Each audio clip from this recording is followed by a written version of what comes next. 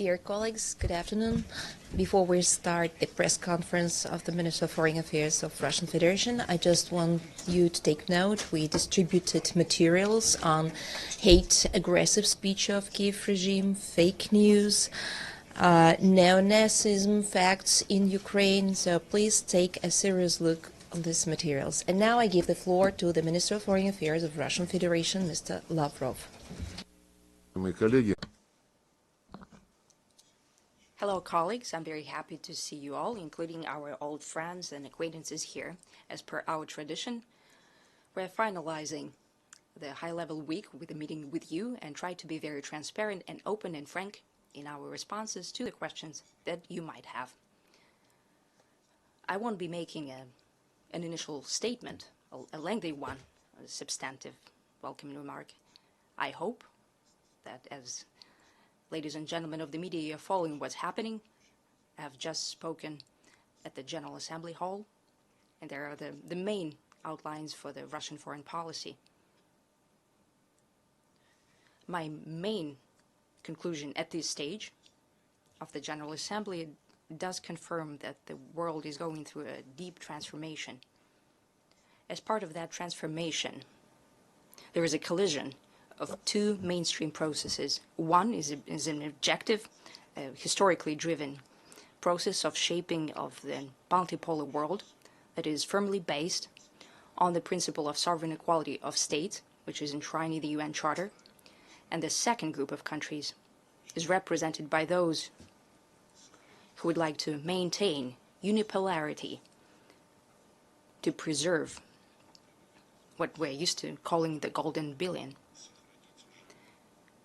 to preserve a neo-colonial, not a colonial, world order, trying to live at the expense of others. There are plenty of examples, and I'm sure that you, as journalists, take an interest in what's happening. You take an interest in the way the countries are trying to explain their positions and the way their words apply to their deeds. Are they the same or not? And I suggest we move on to questions, and Maria will be conducting the process. To UN Correspondent Associations, please, Valeria Rebecca. Thank you so much. Thank you, Mr. Foreign Minister, for the press conference on behalf of the United Nations Correspondent Association. It's Valeria Rebecca from ANSA Newswire. The EU says that we are already in a hybrid war with Russia, and according to NATO, Russia's repeated air violations constitute a military escalation that endangers human life, and Moscow bears full responsibility. What is your response to this accusation? Thank you so much.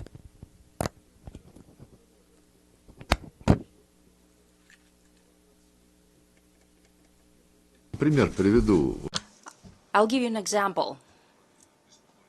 When the drones fell on the Polish territory, right on that very day, as soon as Poland raised alarm, we suggested through the Ministry of Defense to conduct a meeting and to have a business-like discussions, like professionals do, without a hysteria, to deal with the situation, to look at the wreckage, to look at what kind of drones they are, what's their range. The drones that were allegedly found on the Polish territory, if these are the drones that we think they are, then the range is less than from the border of the Russian Federation to the Polish border. But I'd like to repeat once again, when someone is shying away from a frank conversation, from a proposal to have an honest conversation, they don't want to deal with that, then I guess it's a good thing that you've started with this question. A year ago, at this very hall, right at this very table, I was telling you the way we try to get to the truth regarding to the provocation that was conducted in April 2022 in Bucha. It was when the Russian units withdrawn from the Kiev suburbs, including the suburb of Kiev called Bucha. And we withdrew from that town because the Western countries were calling us to create a trustworthy atmosphere for the slated signing of a peace agreement on the settlement that Boris Johnson torpedoed back then. So when Russian units withdrew from that settlement of Bucha, 2 days later, it was a happenstance, so to speak. TV reporters from the BBC were broadcasting around the world corpses that were lying in perfect order along the major street of Bucha. So no one saw them for 2 days, and finally they saw them. It doesn't happen like that. So for these 3 years, I've been pledging with the UN Secretary General, and we've actually sent an official request to the UN Human Rights Office. And we've been asking for one thing: the initial investigation that we have called to do. No one wanted to conduct this investigation, so we act to at least publish the names of those whose bodies were shown on the BBC broadcast. UN Secretary General, and I've spoken to him yesterday about that as well, he just shrugged his shoulders and said he won't deal with that. He doesn't want to deal with that. And later he said that he asked to do it, and he was told no. But we have also appealed to the UNHCR officially in written form a year ago. We've received an answer just this summer. And the response, well,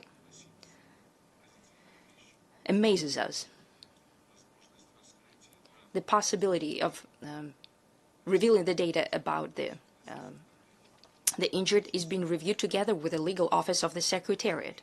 Later, we were told that the lawyers of the Secretariat said that it's not reasonable to present data on the victims of Bucha, to ensure the security and safety of their relatives. A year ago, when it was stalling just like today, I appealed to you. I appealed to your journalistic interest. Don't you have an interest in learning whose bodies were shown there? Who were they? None of you, as far as I understand, no one followed up on that. No one conducted a journalist investigation. Though such investigations happen even on smaller incidents. Going back to a question, we have nothing to hide. We never attack civilian infrastructure. Incidents happen, but we never conduct targeted fire against them.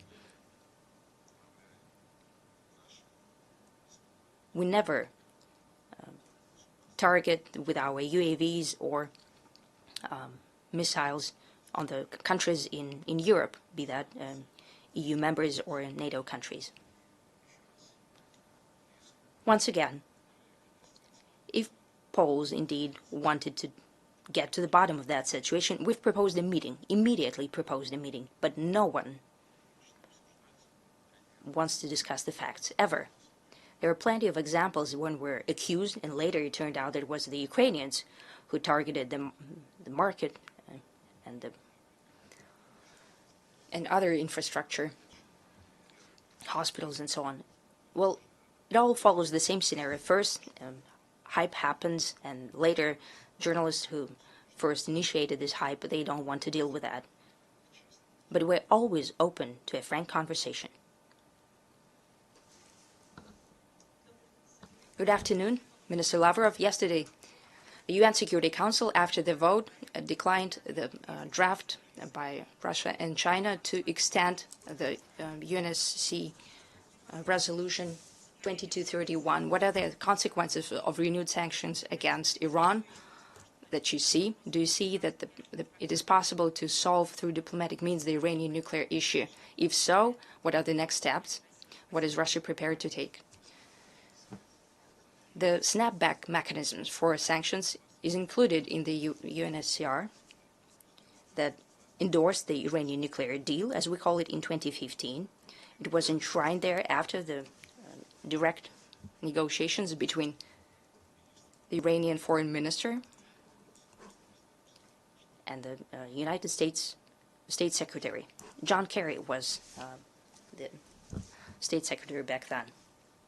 So this so-called snapback mechanism is not typical for any other sanctioned regimes.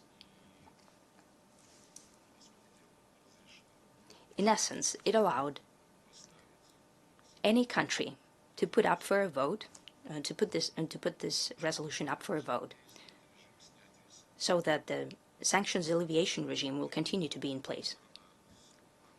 And the country with a veto power, even unilaterally, could block such a resolution. That would mean that the extension of alleviation of sanctions won't happen.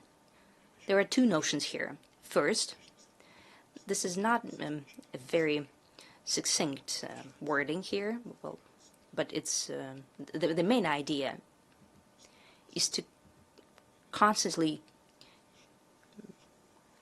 keep the Iranian colleagues alert so they won't take any steps outside of this framework.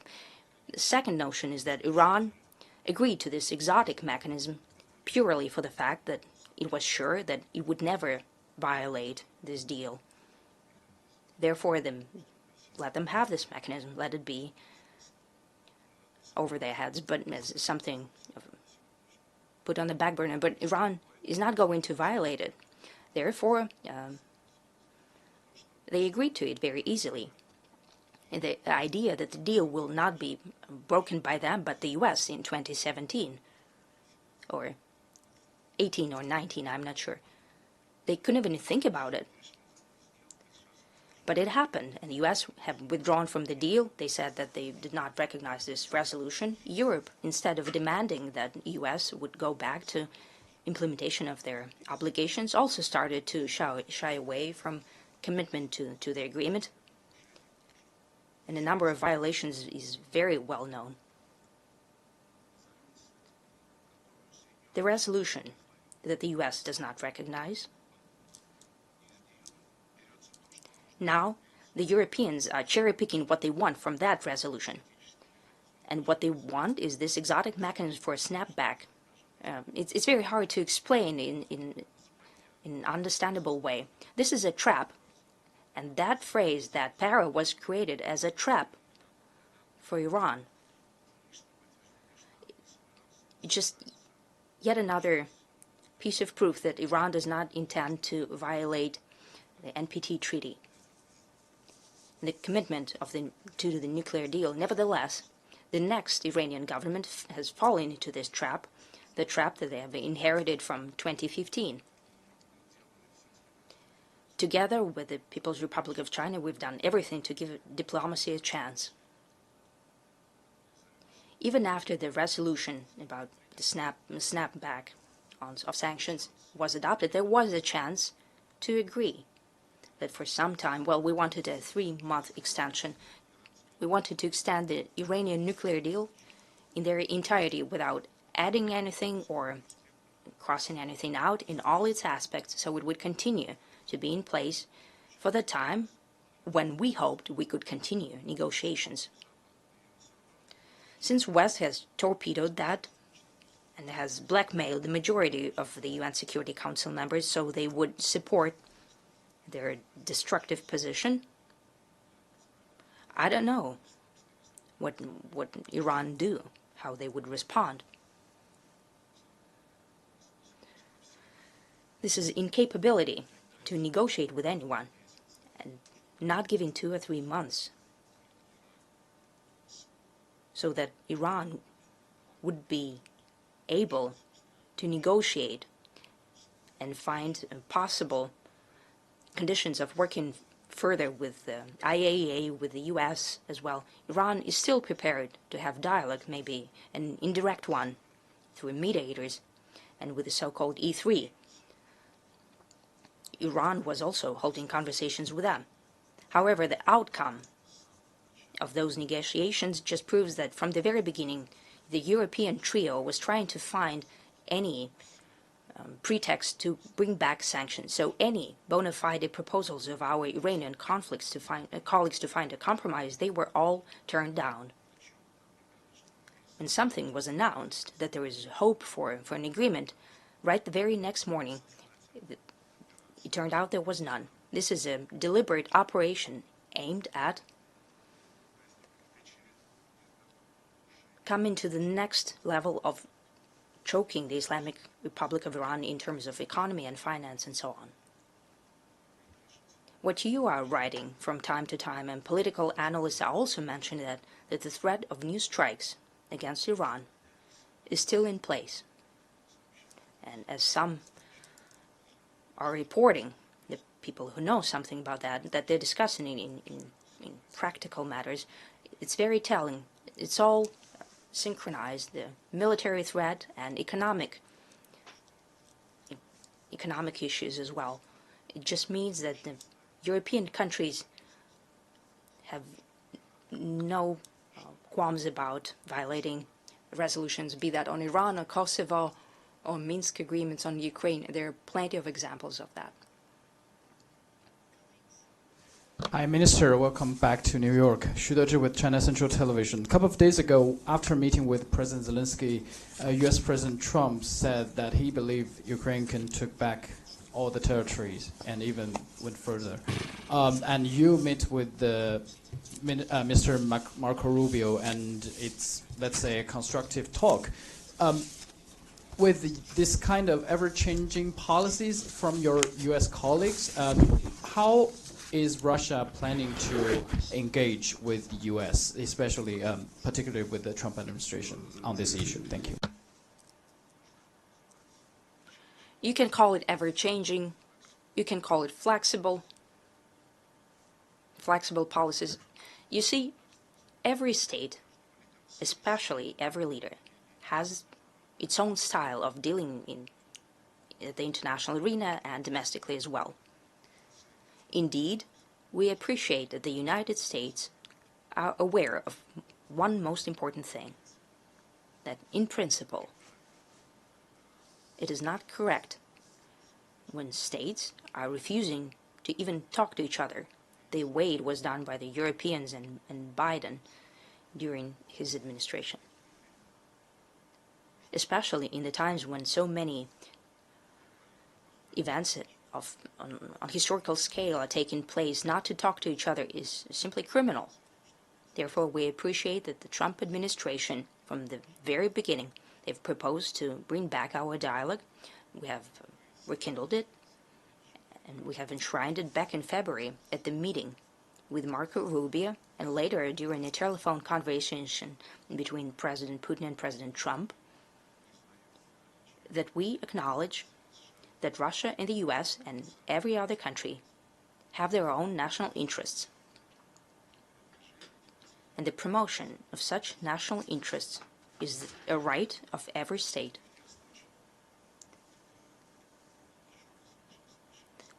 When we've met with Marco Rubio, we have repeated this philosophy.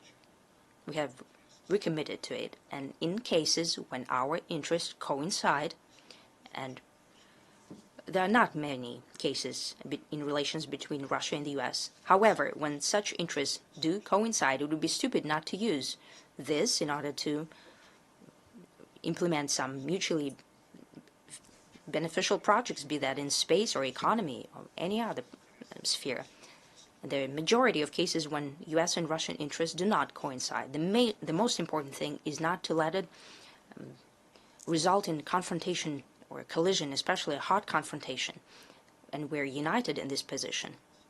In diplomacy, as you know, primarily in public diplomacy, a lot of things can be spoken out loud, considering the specifics of the moment. And there are plenty of moments, and sometimes the circumstances change, so we don't see that the U.S. is withdrawing from the policy of holding open, frank dialogue with the Russian Federation as well as with China and a number of other countries. That the United States are having differences of opinion and contradictions and different vision of the way they should trade further and conduct economic deals. You see, that's diplomacy per se, when colliding interests have to be reconciled and put in order in such a way that confrontations could be avoided. Some of our European colleagues have turned diplomacy either into kissing up to their friends from Washington, so that friends from Washington would continue to play in Biden's war, or they're turning, substituting diplomacy with sanctions. This is a path without any promise. It won't succeed. However, a frank dialogue on any matters, well, we see that the U.S. is prepared for that, and we're also prepared to conduct it. As for diplomatic comments, they could be very different. Thank you. Minister Lavrov, Betül Yuruk with CNBC, Turkey. President Trump publicly asked Turkish President Erdogan to stop buying Russian oil and gas at the White House. Do you expect Turkey to stop, or are you confident that Ankara will remain in it?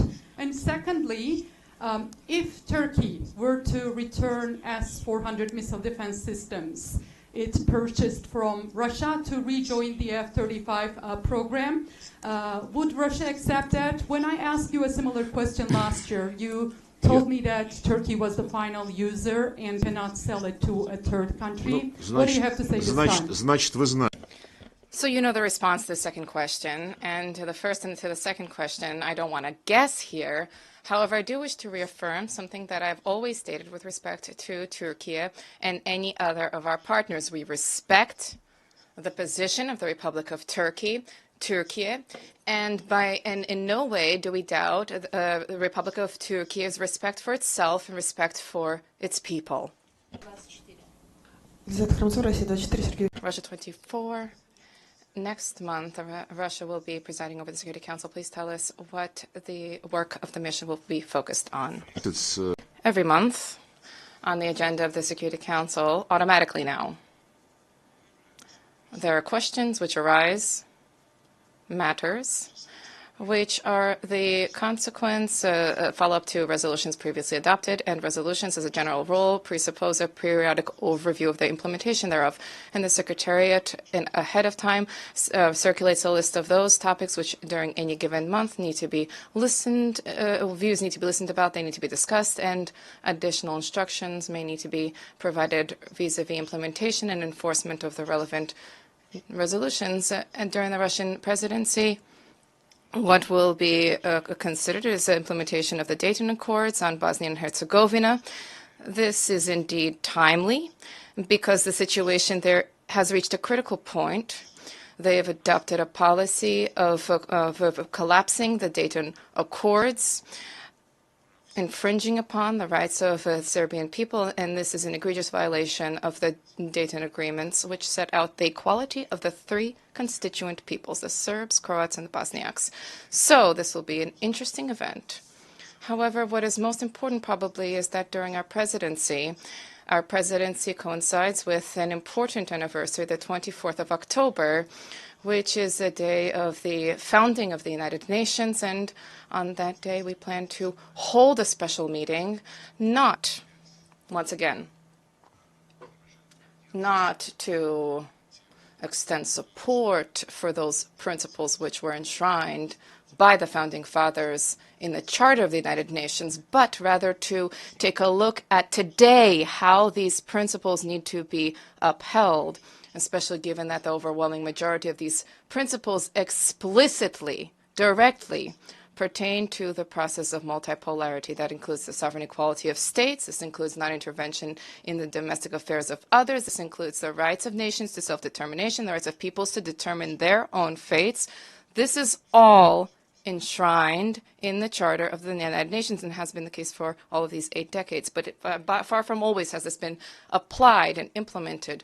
So the 24th of October will be a meeting with a focus on analysis, and we hope with practical conclusions being drawn about further development of the United Nations.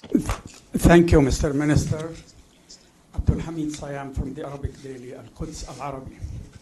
Mr. Minister, your ambassador here gives very strong speeches in the Security Council about the genocidal war in Gaza. He's very factual, he's very straightforward. He gives a strong position of Russian Federation. However, Can't Russia do more than just giving a strong statement and factual and right to the point? And the second, related to this question, ICC, the prosecutor, issued on May 20th, 2024, the arrest warrant for 2 Israeli war criminals. And from that day until today, the crimes are continuing, genocide is continuing, and yet not one single indictment of any other Israeli general or minister or war criminal. Thank you. Знаете, You know, I met with a number of my Arab friends over the recent week. Of course, we discussed Palestine, but we did not just discuss Palestine. We discussed the West Bank, the Jordan River. We discussed the south of Lebanon, the south of Syria, Lebanon, and many other issues. The situation is exceedingly volatile. There are many, not slowly ticking time bombs. There are mines that have been with many mines with fuses that have been detonated. But do you say that Russia, what can Russia do beyond setting out our position in principle vis-a-vis Palestine during Security Council meetings? You represent an Arab media outlet. I am correct. Just recently, there was a summit, a League of Arab States summit, and the Islamic Organization of Islamic Cooperation. During this summit, there was a discussion of the atrocities that are being perpetrated in the Gaza Strip. And there's an ongoing collective punishment targeting the Palestinian people. And in no way is this any... this is better than the terrorist attacks, which we all condemn, but collective punishment is also prohibited under international humanitarian law. So if, following this summit, as an outcome of the summit, our Arab and Muslim friends have been engaged in efforts, and the result, the fruit of these efforts will have a practical significance in order to attempt to stop what has been taking place. Of course we will join these efforts. You, the Arabs, are directly bordering Israel and Palestine. This has direct implications for you, first and foremost. You are our close friends, virtually all Arab countries, all Muslim countries, and of course we want to help you.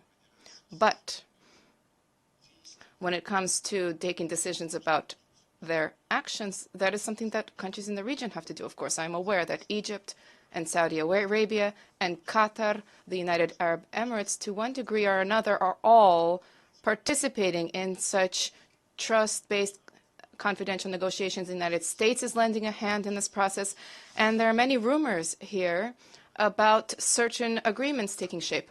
Yesterday, I think President Trump mentioned that a solution is near. We are not yet aware exactly of what was being talked about. Of course, there's speculation about the 21-point plan. We read all of that. Something there looks like a collective governance or management. There's mention of the former British Prime Minister Tony Blair as a general governor of Gaza. Somewhere, I'm trying to find the right expression. Reservations. We're in America. Based on the rumors that have surfaced in the media sphere, somebody wishes to have this noble formula and to pin certain reservations. There are reservations here, or Bantustan, as was the case in South Africa during the apartheid era. I'm commenting here. I'm not signing on to anything, but I'm just mentioning the rumors that have been circulating. You're talking about Russia. There's a process underway. If the participating parties in the process, Arab countries and Palestinians, if they see some kind of a role, a possible contribution that the Russian Federation can make, of course, we will be told, and we would welcome that. Sergey Viktorovich, здравствуйте. Sergey Viktorovich, good afternoon. I represent TASS, and if possible, I wish to put two questions forward. Given the statements from various parties that were delivered, the statements made by various countries, including here in General Assembly. Can Vladimir Zelensky count on returning to the borders of 2014? What is the situation on the ground in DPR right now, specifically in the so-called strategic triangle? Well, as regards to the 2022 borders, I don't think anybody is really counting on that, because counting on restoration of those borders would be politically blind and would demonstrate an utter lack of understanding about what is taking place. Russia is upholding our legitimate interests, the legitimate interests of the people whom the Nazis in Kiev, after the seizure of power through the coup, people they labeled terrorists, specimens, non-humans, whose children, through the words of Poroshenko, they threatened to put into the basements while the children of Ukrainian eat candy, travel in nice cars, and go to nice schools. I would like to state that there's all this talk about restoration of borders of a certain year, and these discussions have been ongoing for a number of years, and these discussions all have a common link. Ukrainian leaders who seized power after February 2014 illegally consistently lied and derailed all of the agreements that had been arrived at in February 2014. Had there been implementation of the agreement that was signed between the president and opposition, this which was guaranteed by Germany, France, and Poland, had this been honored and fulfilled, Ukraine would have been within its 1991 borders. Then there would have been no events, there would have been no uprising in Crimea of those who refused to recognize the illegitimate authorities, because illegitimate authorities would not have come about. The war would not have started when those who did not recognize the illegitimate authorities were bombed by the Kiev regime. They were burned alive in their homes, as was the case in Odessa in the trade building when 50 people were burned alive. The planes were bombing Lugansk. Artillery was targeting all the territories, and this is categorically prohibited. The use of an army in a domestic conflict, of course, constitutes a violation of IHL, and then there were the Minsk agreements. If the Minsk agreements, which guaranteed Germany and France, yet again, this was sanctioned by the Security Council, approved by the Security Council. Had they been implemented by the upper crust of the Kiev regime, then Ukraine would have been within the 1991 borders, minus Crimea, because there was a referendum held in Crimea. Nobody is disputing that. In 2014, I spoke with John Kerry. This is no secret now. He said that there's a need to forget about Crimea. Let's talk about Donbass. This was undermined, derailed, and Ukraine became even a little bit smaller. And had the agreements been implemented that Ukraine itself proposed in April of 2022, which we agreed to, then Ukraine would have also been within the 1991 borders, minus Crimea, and now minus in a larger part of Donbass. But Ukraine torpedoed that too, refusing to implement its own initiative. So there's no discussion of the 2022 borders. So we're talking about the borders which are enshrined in the Constitution of the Russian Federation. What was the second? The second question was having to do with the situation in DPR, specifically the strategic triangle, as it is called. How would you describe that? I will not comment on the situation on the battlefield. First of all, we have been here for a number of days already. But second, this is what the Ministry of Defense has been doing on a regular basis. Military correspondents provide reports about developments, so I'll leave it to them. Thank you very much, Foreign Minister. Mark Stone from Sky News. I wonder if I could persuade you to answer a question in English, perhaps. President Trump has called Russia a paper tiger, has said that European countries should shoot down Russian planes if they violate European airspace. Do you see that as a provocation? And what would happen if Russian planes are shot down?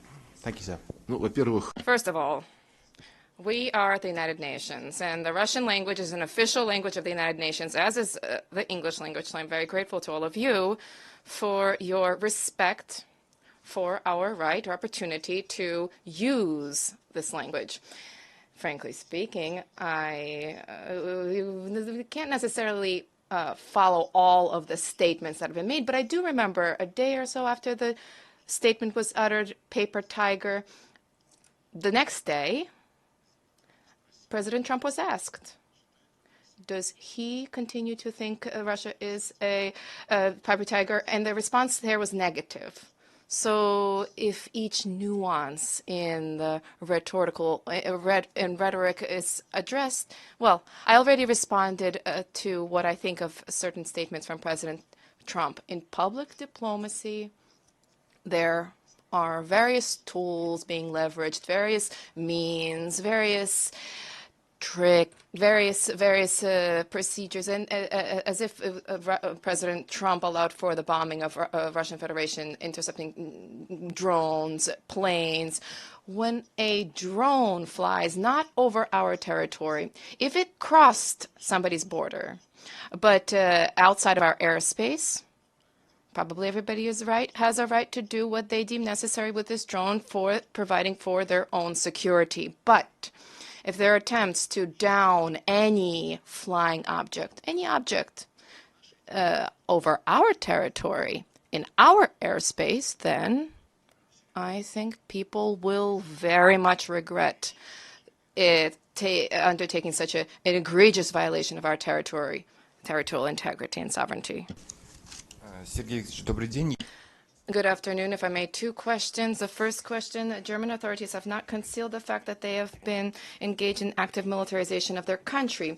What do you think? Why is this being done? And what are they trying to achieve? And the second question, you've already mentioned recently. You talked about privatization of virtually all of the leadership of the United Nations by the West. What could Russia do in order to change that situation? Thank you. насчет... On militarization of Germany, we repeatedly set out our concerns, our very deep concerns. And not only is there a process of militarization underway there are blatant indicators of re-Nazification, which are being observed. Why is this being done? Probably with the same aim that Hitler set for himself, to bring all of Europe under his control and to try to inflict a strategic defeat with Hitler, with the Soviet Union, and with the modern-day Germany and the rest of those, the chorus, the main soloists in the European Union and NATO. Now they're trying to inflict a defeat on Russia. Merz, I think it was yesterday, mentioned that we are not yet in a state of war, but we are no longer in a state of peace. The militaristic rhetoric is being ratcheted up with each passing day.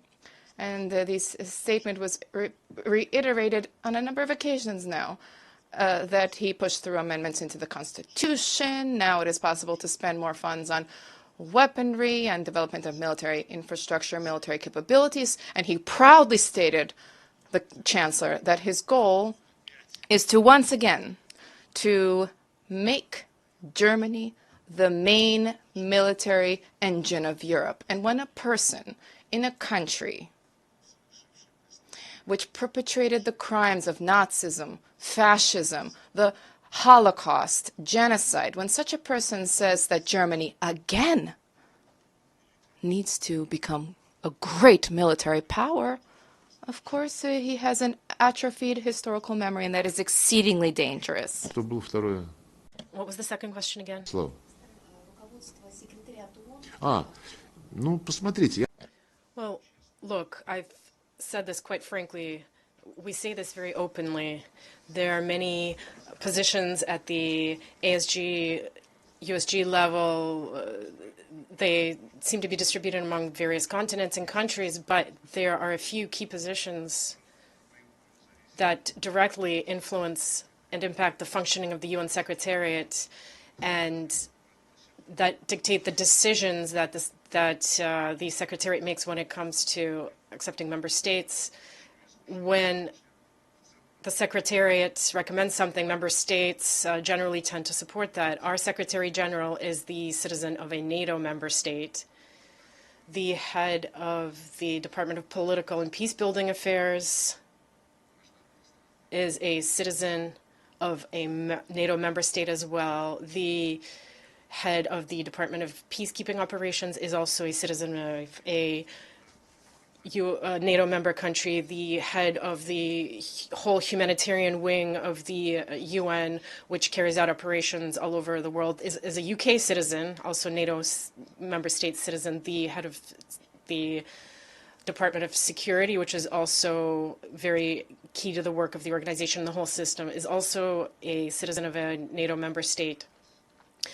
I mentioned that a UK citizen has inherited essentially the leadership of the humanitarian wing of the UN, and Mr. Guterres is currently promoting the UN 80 initiative, which contains a number of fairly radical proposals that require very careful study and analysis.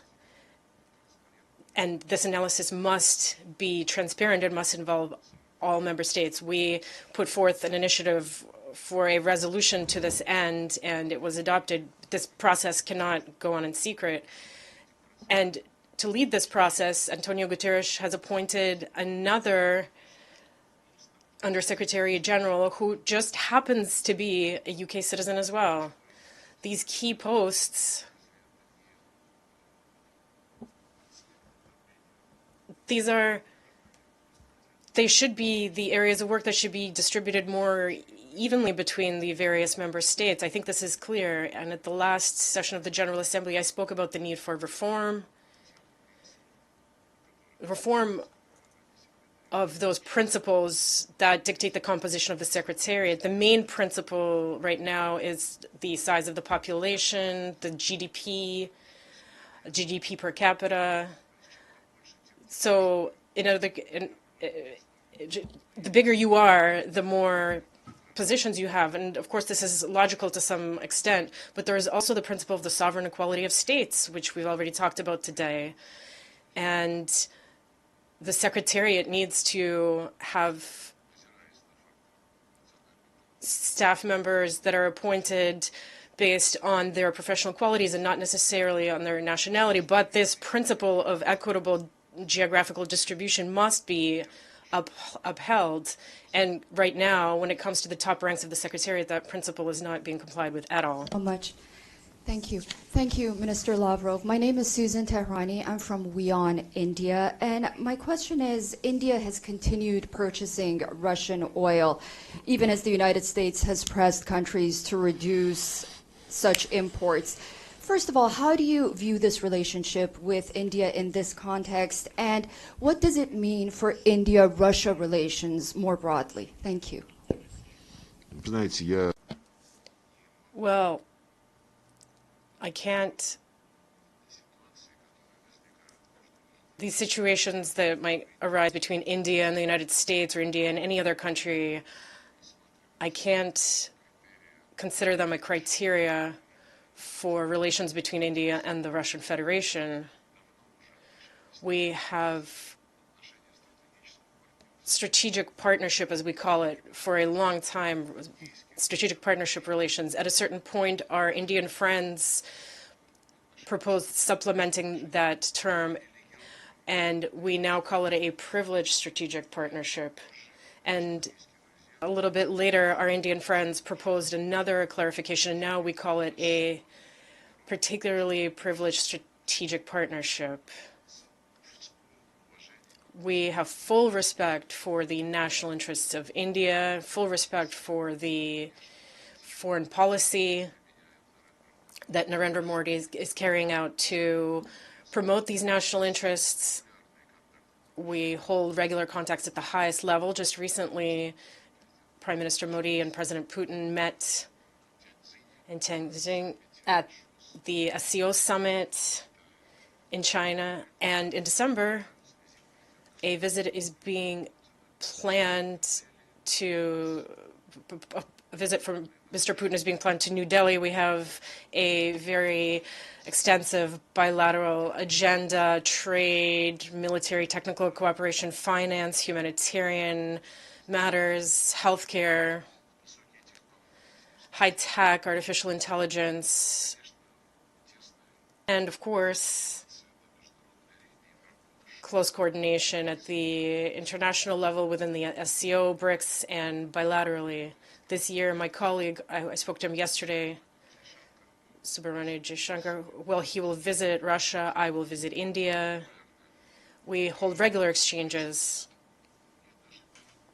And I heard, I'm not even asking what is going to happen to our trade relations, our oil. I don't ask our Indian colleagues this.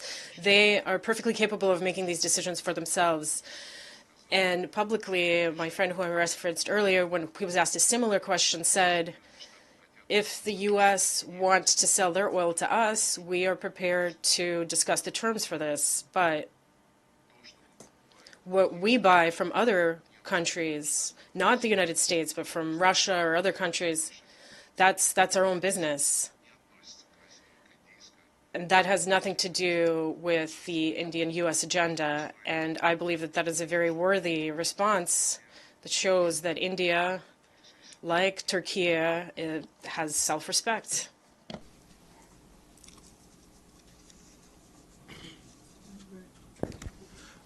Igor Zhdanov, RT.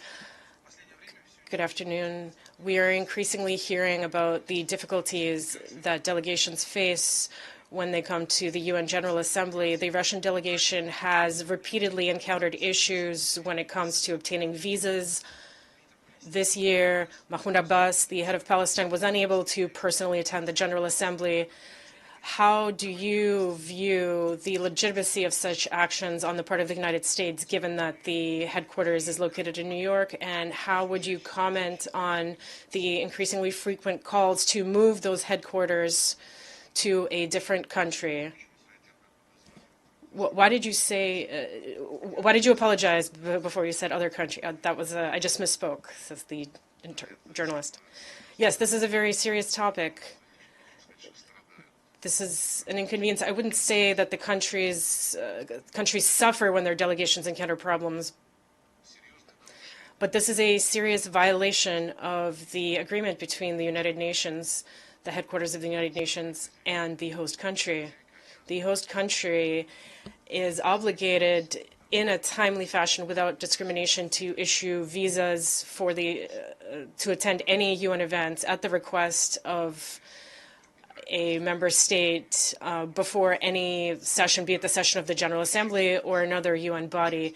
And we regularly are unable to send all the members of the delegation, our delegation, that we would like. We've had representatives of the State Duma. Sometimes our delegations include members of parliament, and not all of them are issued visas. I mentioned this to Mark Rubio at our meeting on Wednesday here in Manhattan. And another staff member of our ministry, the director of a department, was also deemed unworthy of a visa by our U.S. colleagues. This isn't the only violation of the headquarters agreement. These violations, some of the most egregious violations, include the seizure of our diplomatic property. This was back during the Obama administration. This was done a couple of weeks before Donald Trump's inauguration for his first term. It's very unscrupulous. How do I say it? When you just want to mess things up for whoever's lawfully in accordance with the Constitution and the will of the Constitution, who's going to succeed you in the White House. That's the legacy that he left, and we are still unable to resolve this matter to this day. There's still a lack of willingness on the part of the U.S. to go back to faithfully implementing the agreement, but our dialogue about visas, about the functioning of embassies, about this property and other aspects of the day-to-day functioning of our diplomatic mission is underway. We've already had 2 rounds. Now we're on round 3. Marco Rubio and I agreed to hold talks this fall, further talks. As for moving the headquarters, yes, perhaps many wouldn't mind this. Recently, the president of Ecuador, I believe it was, or Colombia, yes, of course. His visa was revoked while he was here, and he's a very simple, direct person. Many proposed thinking about this, but I think those proposals were just talk in order to just bring up this topic at the Committee for Relations with the host country in order to be a little more persistent about this. There's a story, a legend that goes that when the first talks were held, during which the need to create a world organization was mentioned between Stalin, Roosevelt, and Churchill, there was some proposal to host, to put the headquarters in Sochi. Sochi has proven that it can be a host for major events, the Olympics, for example. So we would have excellent sports facilities for all Secretariat staff members if it were to move there. Mr. Minister, thank you so much for doing this. Reena Bhardwaj from ANI India. Secondary wave of sanctions is what President Trump has threatened for countries importing oil. I'm wondering if you have any concrete steps for India to save this economic partnership that you have with India, that Russia shares with India. And secondly, in your conversations with Secretary Rubio, were there any discussions on India? Thank you. As for the second question, the answer is no. We do not, in general, we're not in the habit of discussing whoever it may be, and especially our friends, during our contacts with third states. As for the question about oil, I already answered that question to your colleague who is also representing an Indian media outlet. But I think you've worded your question differently. Is there an opportunity to save the economic partnership between Russia and India? It's not under threat. There is no doubt as to that. There is no threat to this relationship. And if somebody does do something of that nature, the Indian Prime Minister, the Minister of Foreign Affairs have said it loud and clear. India chooses its own partners. If the U.S. has proposals on how to enrich bilateral trade between the U.S. and India, they are prepared to discuss the terms for that, whatever terms the U.S. might put forth. But when it comes to trade, investment, economic, military, technological, and other relations between India and third states is something that India will discuss only with those states in question.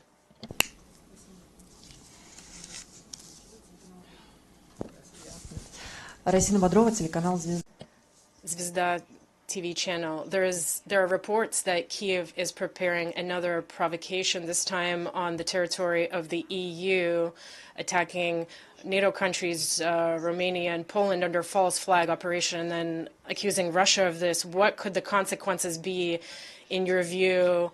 And do we need to work upstream of this in terms of information? Will it work? Well, this isn't the first time, and I have no doubts that all of these reports and this information are based on reliable information. Kiev has special structures, special bodies in the media as well as in the military and technological sphere that are in charge of provocations, false flag provocations, as you said. I read that they are currently taking drones manufactured in Russia, which they also possess, it would seem, and equipping them in such a fashion as to make it very convincing that we launched those drones. But the West, in addition to those that are clamoring and raising hysterics in Poland, the Baltic states, and other places, there, in the serious capitals, there are serious people that understand everything full well.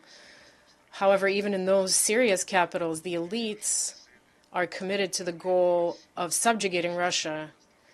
They no longer say strategic defeat, they use some other kind of language, but the goal of a strategic defeat remains in their head constantly. They will keep modifying how that defeat should look, but that's exactly what they're doing. I know for a fact that they're helping the Ukrainians with all of these, with all this dirty business. The UK is helping with this, as they have been doing for many centuries in our geopolitical space. So we're very well informed about this. Our military intelligence is working. Our intelligence services are, from time to time, unveiling the true face of those who are behind such provocations. As for the response that will follow, I think it's premature to say that now, but a response to things like that, especially if they begin to take actual physical steps, well, they will seriously regret it. Our president has said time and time again that we will not allow for any violation of our territory, our airspace, on the part of those in Europe who are openly preparing for war against us.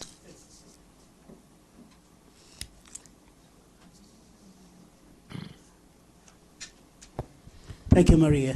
On Iran, sir, the snapback has been activated. The sanctions are coming back tonight.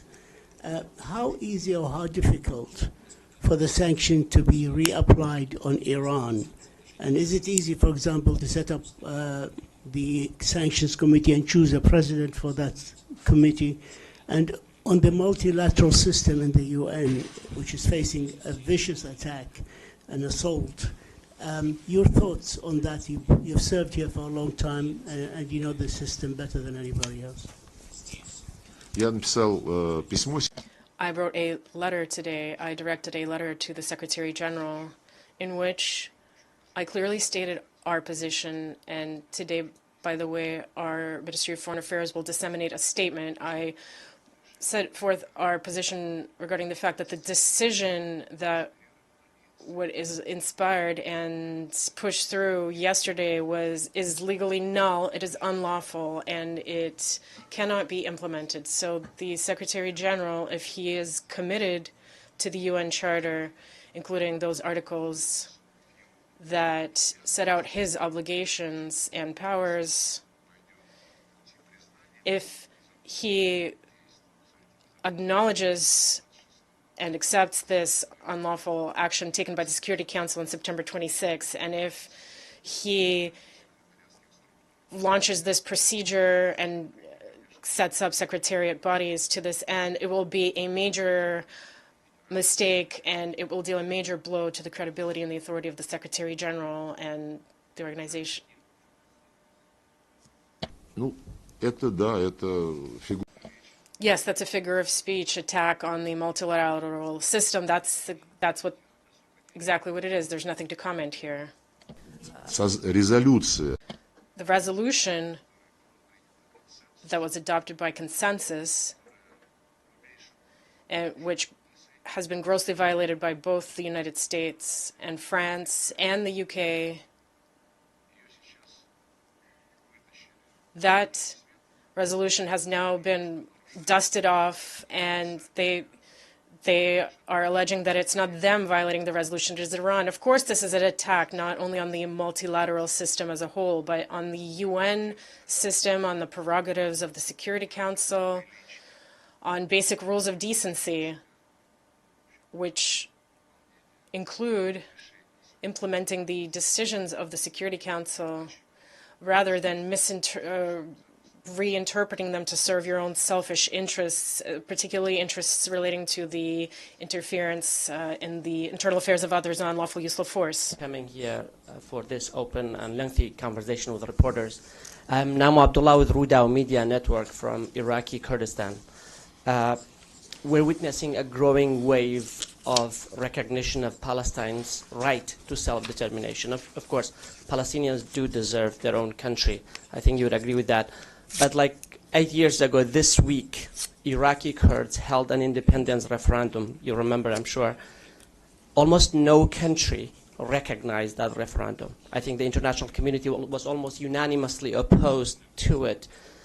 Why do you think their democratic will was ignored? And isn't there a double standard at play here? And my second question is on the recent Erbil-Baghdad oil deal. What are your thoughts on that? Thank you. Well, these two questions are closely interconnected.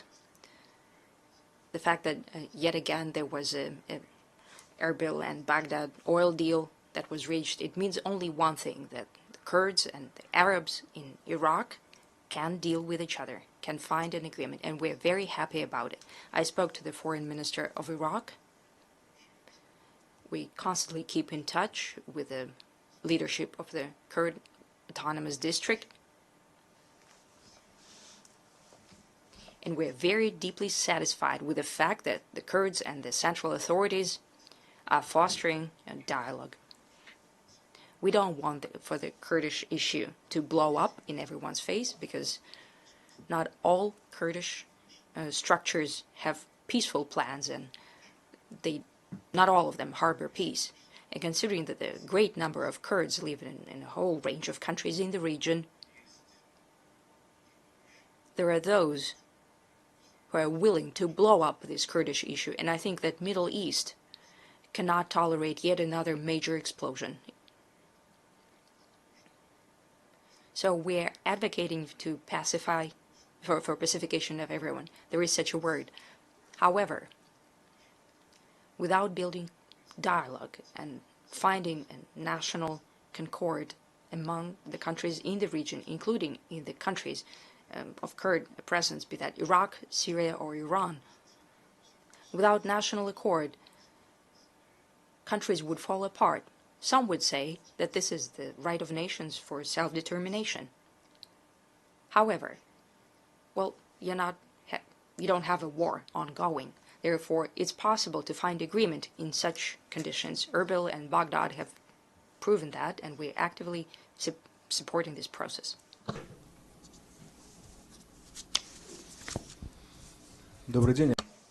Good afternoon, Russia TV channel. On the eve of the high-level week, President Putin made a statement about the New START treaty that Russia is prepared to observe its conditions for the next year with certain salvos. Did you touch upon this topic with Marco Rubio negotiations? Did you see any response from the international community to this initiative on the margins of the General Assembly? Response: this initiative was announced right on the eve of the General Assembly session, and I've confirmed it yet again during my statement at the plenary session. The full statement of President Putin of the 22nd of September is being circulated as a document of Security Council and General Assembly, and I'm sure when all the fuss of the high-level week will die down, when everyone is dealing with their own high-level delegation from capitals, I think that after that we'll be getting evaluations of the initiative. We have already seen a response. Official representative of the White House responded, and she said that this is a very interesting statement, and President Trump will comment on it personally. That's what we are thinking about it. Sergey Viktorovich. Minister Lavrov, according to Wall Street Journal, President Trump told Zelensky that he's prepared to lift the ban on the use of long-range weapons to strike against Russia. Did Marco Rubio warn you about that during the negotiations? What would be the response if it is indeed so? Do you think that this could be? I don't like to do guesswork. You've referenced Wall Street Journal, but New York Times wrote that Zelensky was begging to give him tomahawks, but President Trump did not give him that. Therefore, responding to each and every newspaper line, well, it's a thankless job. We assume that all of our experience of conversations with the American colleagues at the highest level as well proves to us that they want to put an end, to help put an end to this conflict on the basis of consideration and elimination of its root causes. There are no other countries in the Western camp that have the same position. I have no doubt that the US president has a sincere interest in that. Well, the Europeans are trying to have an influence in him, and now it's being said that President Trump understands Zelensky better than President Putin, and there are many people who would like to get the limelight internationally, but I will not, comment on a newspaper sentences like that. Choice this beautiful rose color. Please. Yes.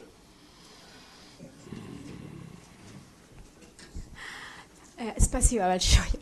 I am Aisa Garcia from Telesur TV. I would like to do two questions. You said that Ukraine is not seeking, Minister, to negotiate with Russia. In that context, what path do you see to bring the conflict to the end? And the second one is, Minister, how does Russia interpret the U.S. military threats in the Caribbean against Venezuela, and what risk do you see that pose to regional peace and security? Thank you. Спасибо. As for the second question, now it's much more relevant. Naturally, we are very alarmed by the fact that the Americans have now organized in international waters as of now, but around the international waters around Venezuela. Yesterday, I spoke to the foreign minister with Ivan Hill and many other representatives of Latin American region and the Caribbean are very alarmed, and Brazilians as well, and the island states such as St. Vincent and the Grenadines. I met with the foreign minister of Nicaragua today as well. The situation indeed is very serious. There are significant naval forces situated there, including a nuclear submarine, and we hear direct threats of military intervention in order to destroy drug cartels, to fight drug trafficking on the whole. I was told one thing today that did not cross my mind before, but during these very days, the Security Council, what's being done there together with Panama, the U.S. colleagues are pushing through a resolution on establish an international force to ensure security in Haiti, international forces to fight banditism.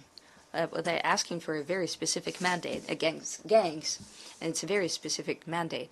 And in order to for the Security Council to establish such an institution and to leave it its establishment to those who have an interest in that, the mandate would be to use unlimited force on unlimited scale against gangs, as they say, against such gangs. Force could be used against them. There is no timeline for this operation, no accountability system in view.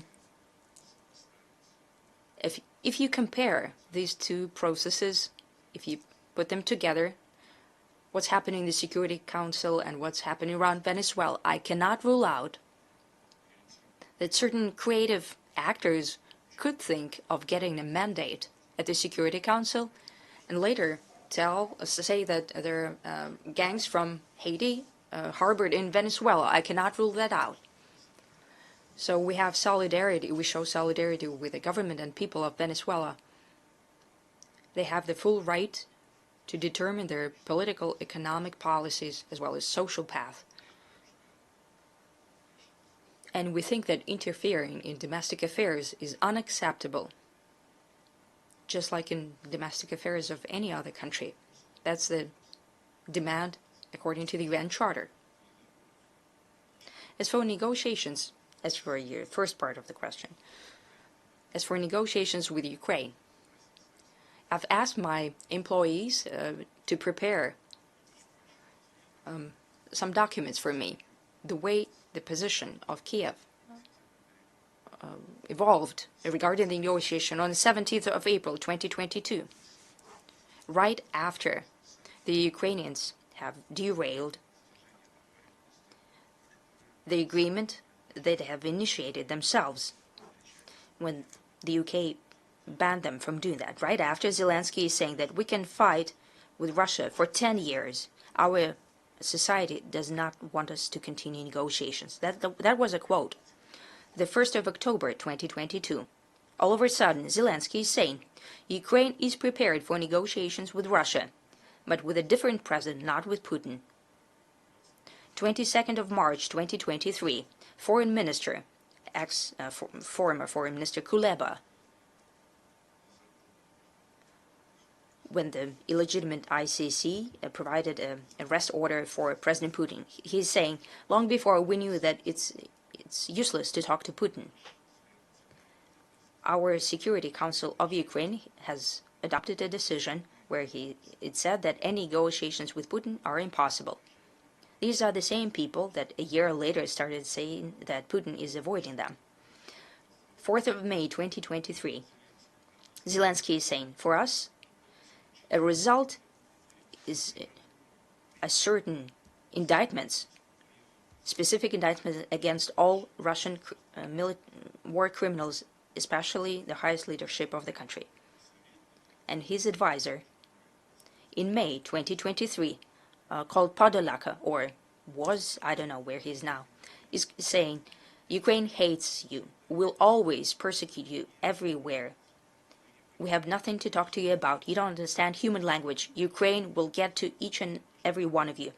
It doesn't matter how, be that legally or physically. So these guys are now telling us that we don't want to talk to them. Zelensky, last year, 2024, is saying Russia can start negotiations with us only if they leave our legitimate territories, going back to the topic of the borders of 1991, and so on and so forth. Later, we were always tortured by the topic of unconditional ceasefires. Later, Zelensky held negotiations with Macron and said, today, in the media, there was a lot of information about the fact that they came here to talk about ceasefire. It's not so. Ukraine does not view the possibility of a ceasefire in exchange for guarantees of the Western countries. Does not view that. This is not up for discussion. No ceasefires. What are they saying now? That there should be an immediate ceasefire and guarantees of the Western countries. Back then, he did not want to have a ceasefire, even with guarantees. So you can judge for yourself what these people are, who are being led by such a character as Zelensky. Thank you so much. We do have to leave now. Well, you gave the floor to the lady, but do you want me to stay? No. No.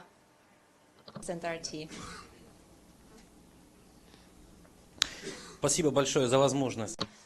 Thank you for the opportunity to ask this question. Thank you so much.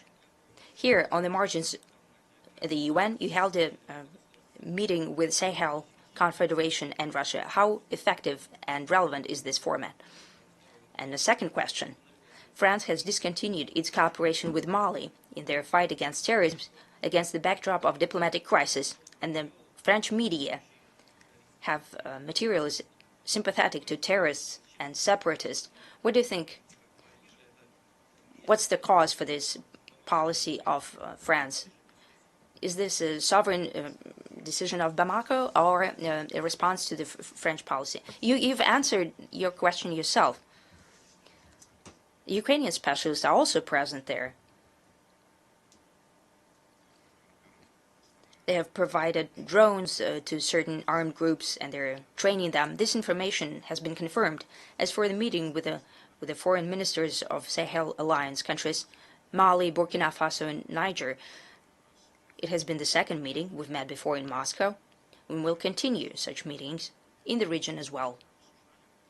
We were discussing those plans that we have as the outcome of the high-level meetings and of our recent visits headed by Deputy Head of Government with representatives from Ministry of Economy and Energy and other economic bloc ministries. There are great plans for joint projects in terms of natural resources, energy, and nuclear energy as well.